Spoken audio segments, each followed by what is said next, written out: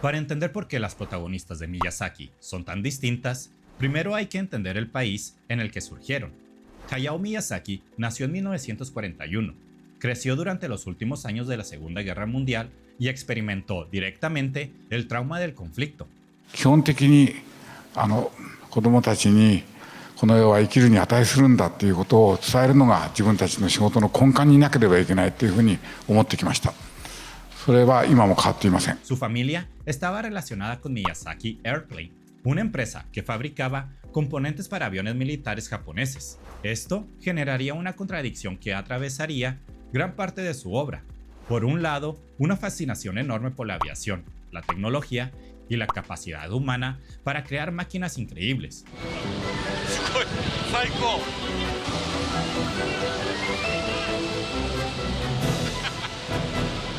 Por otro lado, una profunda desconfianza hacia la guerra, el militarismo y las consecuencias destructivas del progreso controlado. とにかく今日はいい天気とは言えないのかもしれないけど、多分郵便飛行やった連中からすると随分いい天気の方なんでしょうね。雨でも飛んだし、それからまして夜でも飛んだんですから、もっとボロい機体で、だから100人死んだって話がありますけど、とにかく疲れました。お腹も減りました。 Estas tensiones no pertenecían solamente a Miyazaki, también formaban parte del Japón de posguerra. Después de 1945, Japón experimentó una reconstrucción económica sin precedentes. Durante las décadas de 1950 y 1960, el país pasó de la devastación de la guerra a convertirse en una de las economías más poderosas del mundo. 当時は20代とか30代でそんなに年収300万ぐらいでも銀行がお金を貸してくれる、どんどん貸してくれるっていうそういう時だったから、すごい若いのにマンション2個も3個も持ってる人とかいっぱいいた。 Este periodo, conocido como el milagro económico japonés, transformó radicalmente la sociedad. Las ciudades crecieron rápidamente, la industrialización se aceleró, el consumo se convirtió en un símbolo de éxito y surgió una figura que definió gran parte de la identidad masculina japonesa durante décadas: el salaryman, el hombre dedicado casi por completo al trabajo, leal a la empresa, responsable del sustento familiar, disciplinado, pero también atrapado dentro de un sistema extremadamente exigente.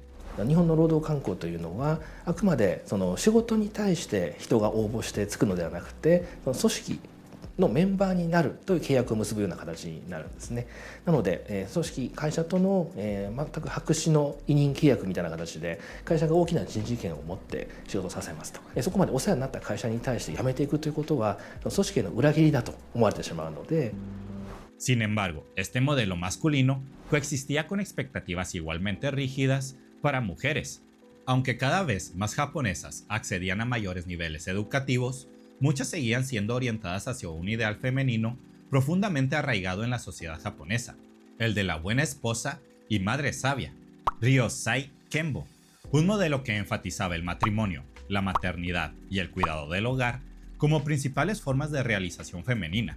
En otras palabras, mientras los hombres eran impulsados hacia el mundo del trabajo y la productividad, muchas mujeres continuaban siendo definidas principalmente a través de su rol dentro de la familia. 私が20歳の頃には働くなんてことは一つも考えたことありませんでした。女が働く、結婚したら専業主婦になるというのが私の夢でした。 Sin embargo, bajo esta aparente estabilidad, comenzaban a surgir tensiones importantes. Cada vez más jóvenes experimentaban una creciente distancia entre las expectativas sociales que se proyectaban sobre ellas y sus propios deseos de autonomía, exploración personal e independencia. El crecimiento económico había traído prosperidad, pero también agotamiento, alienación y una creciente separación entre las personas y el entorno natural. そういうプレッシャーありますか？もう赤ちゃん産まないと、産みたかったら今だっていう。今の私は本当に子供が欲しいっていうわけでもなくて、この前も話してたんですけど、なんか精子バンクとかで精子を買って妊娠するっていうのも一つの方法じゃないっていうのは話してました。プログレッシブですよ。結構日本ではそういう。そうですね。A esto se sumaban varios desastres ambientales que sucumbieron al país. Uno de los más conocidos fue la enfermedad de Minamata, provocada por décadas de contaminación industrial con mercurio, que afectó gravemente a las comunidades enteras desde los años 50. El progreso había mejorado la vida de millones de personas, pero también había demostrado tener un costo. Después de la guerra, Japón no solo reconstruyó sus ciudades y su economía, también comenzó a redefinir muchas de sus estructuras sociales. Durante las décadas de 1950 y 1960, la prosperidad económica permitió que cada vez más jóvenes permanecieran más tiempo dentro del sistema educativo. La adolescencia empezó a consolidarse como una etapa diferenciada de la vida, con sus propios espacios culturales y formas de consumo, entre ellos el manga.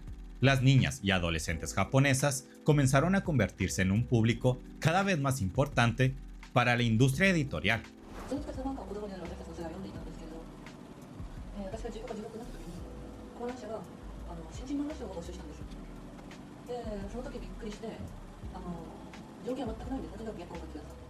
Sin embargo, gran parte del manga shoujo temprano seguía reproduciendo ideales relativamente tradicionales sobre la feminidad, historias románticas, heroínas pasivas y narrativas orientadas hacia el matrimonio o la vida doméstica.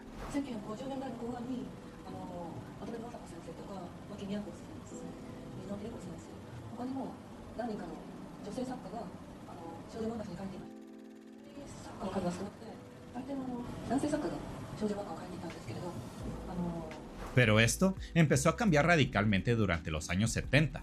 Una nueva generación de mangakas, posteriormente conocida como el Grupo del Año 24, transformó por completo el género.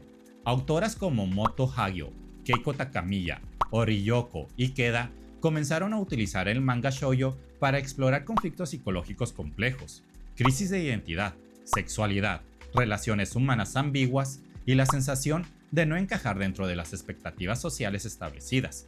We get girls manga and boys manga, shonen, shoujo. Boys is action, you can imagine lines, sports, winning, losing, samurai. And girls manga is more interior worlds, interior emotions, feelings of the heart, romance. And the style is very, very different. The one person who captures it all, and she did from the 1970s, is Hagio Moto. And she's been drawing manga for 50 years. We're really lucky to have her here tonight. La adolescencia dejó de ser simplemente una etapa de preparación para la adultez y se convirtió en un espacio propio, un territorio intermedio donde todavía era posible imaginar otras formas de vivir, amar y entenderse a uno mismo. Y es precisamente aquí donde la idea del shoujo adquiere una importancia fundamental. Susan Napier explica que el shoujo ocupa una posición intermedia. Existe entre la infancia y la adultez, entre la dependencia y la autonomía, entre la inocencia y la experiencia. Esta ambigüedad la convierte en una figura especialmente poderosa para pensar en cuestiones relacionadas con la identidad y el cambio. Muchas personas proyectan sobre ellas preguntas relacionadas con la construcción del yo y la posibilidad de imaginar nuevas formas de ser. Cuando Miyazaki comienza a desarrollar gran parte de sus obras más importantes durante las décadas de 1980 y 1990, esta transformación cultural ya había ocurrido. Sus protagonistas nacen dentro de una tradición que había empezado a considerar a las jóvenes no simplemente como futuras esposas o madres, sino como individuos completos, capaces de cuestionar el mundo que las rodea. Sin embargo, Miyazaki llevaría esa idea con una dirección muy particular.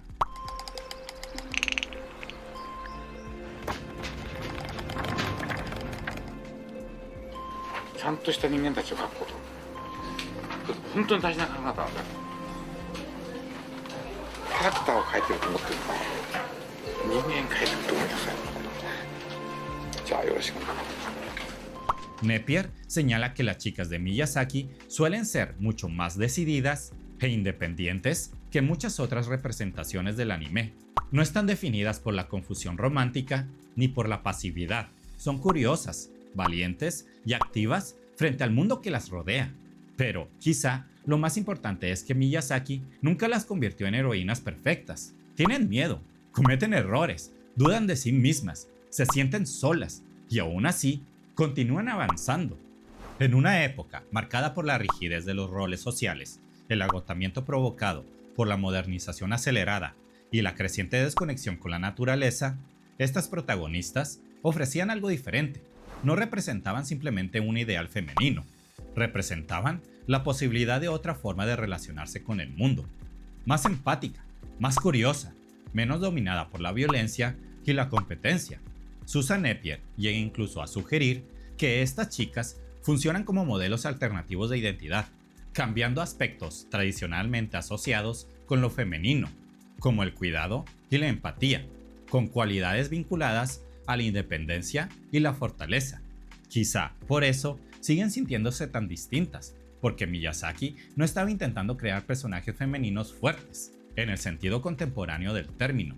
Estaba intentando imaginar seres humanos capaces de vivir de otra manera, y para hacerlo, encontró en la figura del shoujo el lugar perfecto para comenzar. よくそんなこと考えるなと思ったんですよ、僕は。まあいろんな今までねヒロインっていうのがいたけれど、ここまで地球的規模でねものを考えて自己犠牲で実現しようっていうのは。 Hasta este punto, hemos visto cómo la figura del shoujo comenzó a transformarse dentro de la cultura japonesa, dejando de representar únicamente ideales tradicionales sobre lo femenino y convertirse en un espacio para explorar preguntas sobre la identidad, el crecimiento y la posibilidad de vivir de otra manera. Sin embargo, las protagonistas de Miyazaki siguen sintiéndose diferentes incluso dentro de esa tradición, y quizá la razón más importante es que ellas habitan mundos que funcionan bajo reglas distintas. Miyazaki is someone who knows how to craft an image in a way that's compelling. Si pensamos en muchas heroínas del cine o del anime, solemos encontrar personajes definidos por objetivos muy claros: derrotar al villano, salvar al mundo, encontrar el amor, demostrar su fortaleza. Pero las protagonistas de Miyazaki parece que están movidas por algo diferente. Mei simplemente quiere seguir a una extraña criatura que ha encontrado en el bosque. Kiki intenta descubrir quién es lejos de casa y encontrar un lugar donde pertenecer. Náusica busca comprender un mundo que todos los demás consideran hostil y aterrador. Sus historias rara vez giran alrededor de la conquista o la dominación. En cambio, están impulsadas por la curiosidad, la empatía y el deseo de comprender aquello que la rodea. Susan Napier propone que gran parte de esta diferencia surge de una característica fundamental de las obras de Miyazaki: su capacidad para hacer que lo extraño parezca familiar y que lo familiar se vuelva extraño. A esto, Susan Napier le llama el encantamiento del extrañamiento. Miyazaki utiliza la capacidad del anime para desafiar nuestra percepción habitual de la realidad y construir mundos que resultan exóticos y cercanos al mismo tiempo. You're with Nausicaa as she's flying. Right away, that's one of the themes that will become a motif in his films, is the excitement of flight and the wonder of it. And he makes you share that excitement. Son universos imaginarios con reglas propias, pero llenos de detalles cotidianos que nos permiten creer que podrían existir junto al nuestro. Pero lo interesante es que este recurso no solo transforma los escenarios, también transforma a sus protagonistas. En muchas historias fantásticas, el héroe entra en un mundo desconocido para conquistarlo, dominarlo o restaurar el orden. Los protagonistas de Miyazaki hacen exactamente lo contrario. Lo que hacen es intentar comprenderlo. Cuando Mei descubre a Totoro, no intenta explicar racionalmente qué es, ni demostrar su existencia, simplemente acepta el misterio. Su capacidad de asombro le permite relacionarse con ese mundo sin necesidad de controlarlo. En Kiki, Servicios a Domicilio, el hecho de que existan brujas es tratado con absoluta naturalidad. La magia no es el conflicto central de la historia. El verdadero desafío para Kiki es mucho más humano: aprender a confiar en sí misma, construir relaciones significativas, descubrir quién es cuando se encuentra lejos de todo aquello que conoce. Incluso Náusica, cuya historia transcurre en un mundo devastado por guerras y ecosistemas hostiles, se distingue por una característica poco común en muchos héroes. Su primera reacción ante lo desconocido no es el miedo ni la violencia, es la comprensión. Mientras otros personajes intentan destruir a los Omu, ella intenta entenderlos. Mientras los demás responden al conflicto mediante la guerra, Náusica busca la reconciliación. En este sentido, los mundos de Miyazaki funcionan como extensiones de sus protagonistas. Son espacios que recompensan la empatía en lugar de la agresión, la curiosidad en lugar del prejuicio, la convivencia en lugar del dominio.